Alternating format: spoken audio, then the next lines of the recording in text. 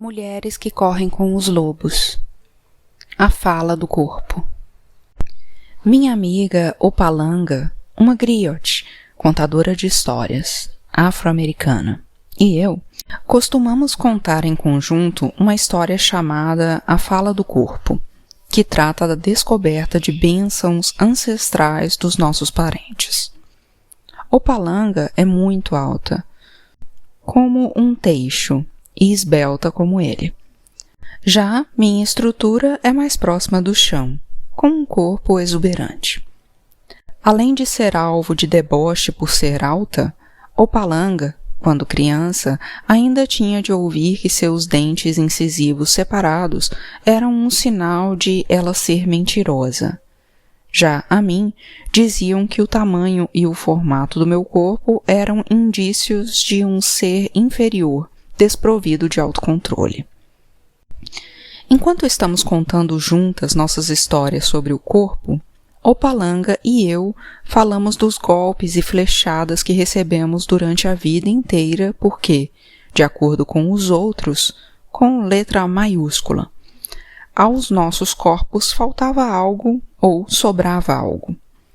Na nossa apresentação, cantamos um lamento pelos corpos que não nos foi permitido usufruir. Dançamos, nos balançamos e olhamos uma para a outra. Nós duas consideramos que a outra tem uma aparência misteriosa, tão bela, que não pôde alguém pensar o contrário? Quando conheci Opalanga, nós duas tivemos a impressão de que nos conhecíamos, como costuma acontecer com as contadoras. Não a vida inteira, mas há séculos. Entabulamos conversa sobre nossas histórias mais íntimas. Como fiquei perplexa ao ouvir que, já adulta, ela havia viajado até a Gâmbia, na África Ocidental, e encontrado alguns membros da sua linhagem que, pasmem, tinham na sua tribo muitas pessoas altas como teixos, esbeltas e com os incisivos separados. Explicaram-lhe que essa separação se chamava Sakaya Yala, que quer dizer abertura de Deus, e era interpretada como um sinal de sabedoria. Qual não foi a sua surpresa quando eu lhe disse que eu também, já adulta, havia viajado até o istmo de Tehuantepec, no México, e descoberto descendentes dos meus antepassados que, pasmem, eram de uma tribo de mulheres gigantes fortes, brincalhonas e imponentes no tamanho. Elas me haviam dado tapinhas e pequenos puxões, observando abertamente que eu não estava suficientemente gorda. Eu comia o suficiente? Será que eu não havia estado doente? Elas explicaram que eu devia me esforçar, pois as mulheres de La Tierra redondas como a própria terra, pois a terra contém muito.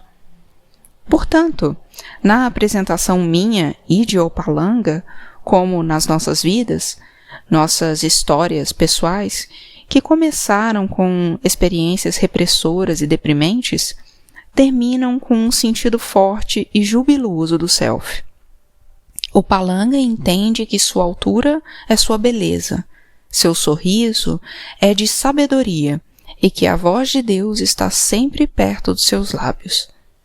E eu entendo que meu corpo não é separado da terra, que meus pés foram feitos para firmar minha posição, que meu corpo tem a forma de um recipiente feito para conter muito. Nós duas aprendemos, com gente vigorosa, fora da nossa própria cultura norte-americana, a reavaliar o corpo, a refutar ideias e expressões que ultrajassem o corpo misterioso, que ignorassem o corpo feminino enquanto instrumento de conhecimento. Extrair grande prazer de um mundo repleto de muitas espécies de beleza é uma alegria na vida a qual todas as mulheres fazem jus. Defender apenas um tipo de beleza é, de certo modo, não observar a natureza. Não pode haver apenas um tipo de ave canora, apenas uma variedade de pinheiro, apenas uma qualidade de lobo. Não pode haver apenas um tipo de bebê, de homem ou de mulher. Não pode haver apenas um formato de seio, de cintura, de tipo de pele. Minhas experiências com mulheres avantajadas no México fizeram com que eu questionasse todo o conjunto de premissas analíticas relacionadas aos diversos tamanhos, formatos e, especialmente, peso das mulheres.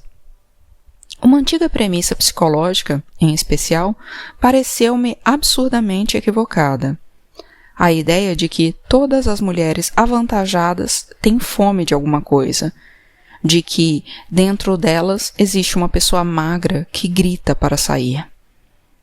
Quando sugeri essa imagem da mulher magra que grita a uma das majestosas mulheres da tribo terruana, ela ficou me observando com certo alarme.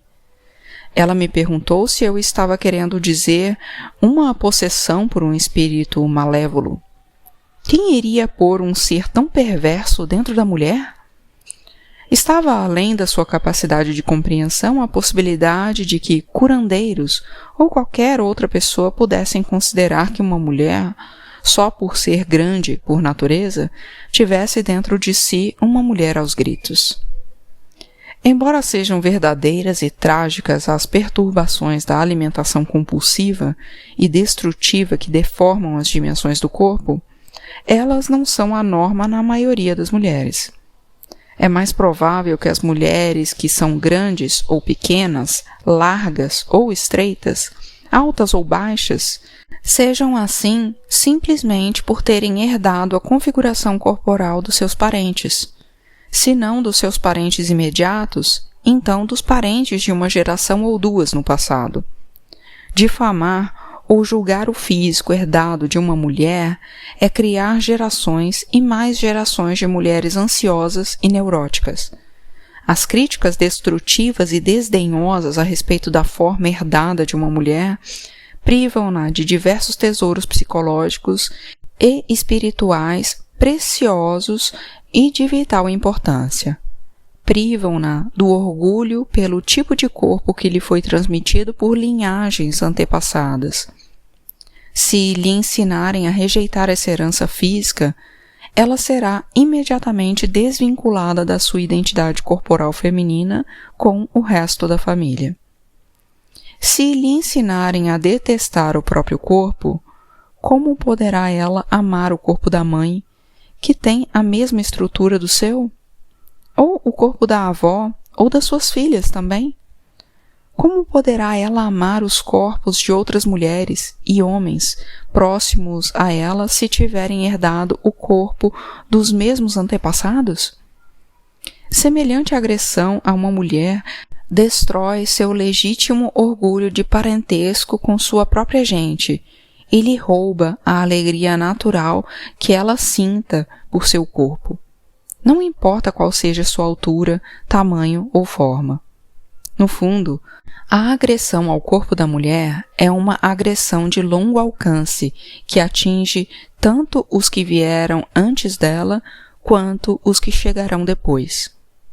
O que acontece é que críticas ásperas a respeito da aceitabilidade do corpo criam uma nação de garotas altas corcundas, de baixinhas sobre pernas de pau, de mulheres avantajadas vestidas como se estivessem de luto, de outras muitas magras que tentam se enfiar como serpentes e vários outros tipos de mulheres que se escondem.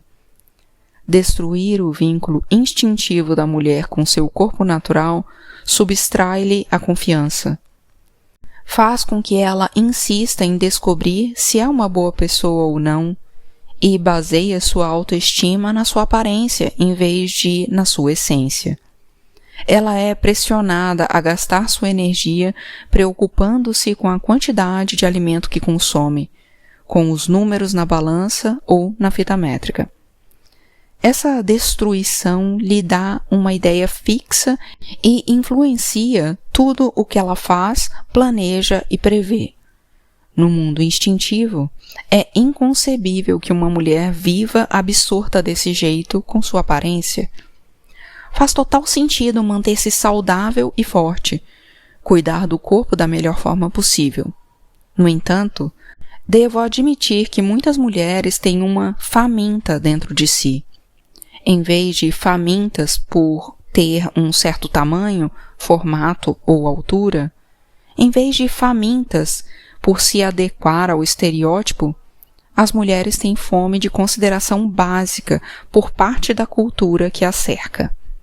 A mulher faminta ali dentro anseia por ser tratada com respeito, anseia por ser aceita e, no mínimo, anseia por ser vista sem preconceitos. Se realmente existe uma mulher gritando para sair, ela está pedindo aos gritos que terminem as projeções desrespeitosas que os outros lançam sobre o seu corpo, seu rosto, sua idade. A patologização da variação nos corpos femininos é uma tendência profunda endossada por muitos teóricos da psicanálise, sem a menor sombra de dúvida por Freud. Martin Freud, por exemplo, em seu livro sobre o próprio pai, Sigmund, relata que a família inteira desprezava e debochava das pessoas corpulentas. Os motivos das opiniões de Freud estão fora do âmbito desse trabalho. É difícil, porém, entender como uma atitude desse tipo poderia contribuir para uma perspectiva equilibrada dos corpos das mulheres. Mesmo assim, basta afirmar que vários profissionais da psicanálise continuam a transmitir esse preconceito contra o corpo natural, estimulando as mulheres a voltar a atenção para um monitoramento constante do mesmo, privando-as, assim, de relacionamentos mais profundos e mais refinados com a forma que herdaram. A angústia quanto ao próprio corpo subtrai à mulher uma fatia considerável da sua vida criativa e da sua atenção a outros aspectos. Esse estímulo a que a mulher comece a tentar esculpir seu próprio corpo é extraordinariamente semelhante ao processo de escavar a própria terra, queimá-la, descascar suas camadas, desnudá-la até os ossos. Onde existe uma ferida nas psiques e nos corpos das mulheres, existe uma ferida correspondente no mesmo local na própria cultura e, finalmente, na própria natureza. Numa psicologia de caráter verdadeiramente holístico, todos os universos são interpretados como interdependentes, não como entidades autônomas. Não é de se espantar que, na nossa cultura, coexistam a questão de esculpir o corpo natural da mulher, a questão correlata de entalhar a paisagem e ainda de retalhar a cultura em partes que estejam na moda. Apesar de uma mulher não ter condição de parar a dissecação da cultura e das terras da noite para o dia, ela tem condição de interromper esse processo no seu próprio corpo. A natureza selvagem jamais defenderia a tortura do corpo, da cultura ou da terra. A natureza selvagem jamais concordaria em açoitar as formas com o objetivo de provar valor, controle ou caráter, de tornar essas formas mais agradáveis ao olhar ou mais valiosas em termos financeiros. Uma mulher não pode tornar a cultura mais consciente apenas com a ordem de que se transforme. Ela pode, no entanto, mudar sua própria atitude para consigo mesma, fazendo com que as projeções desvalorizadoras simplesmente ricocheteiem. Isso ela consegue ao resgatar seu corpo, ao não renunciar à alegria do seu corpo natural, ao não comprar a ilusão popular de que a felicidade só é concedida àqueles de uma certa configuração ou idade, ao não esperar nem se abster de nada e ao reassumir sua vida verdadeira a plenos pulmões. Ela consegue interromper o processo. Essa dinâmica do amor próprio e da aceitação de si mesma são o que dá início à mudança de atitudes na cultura.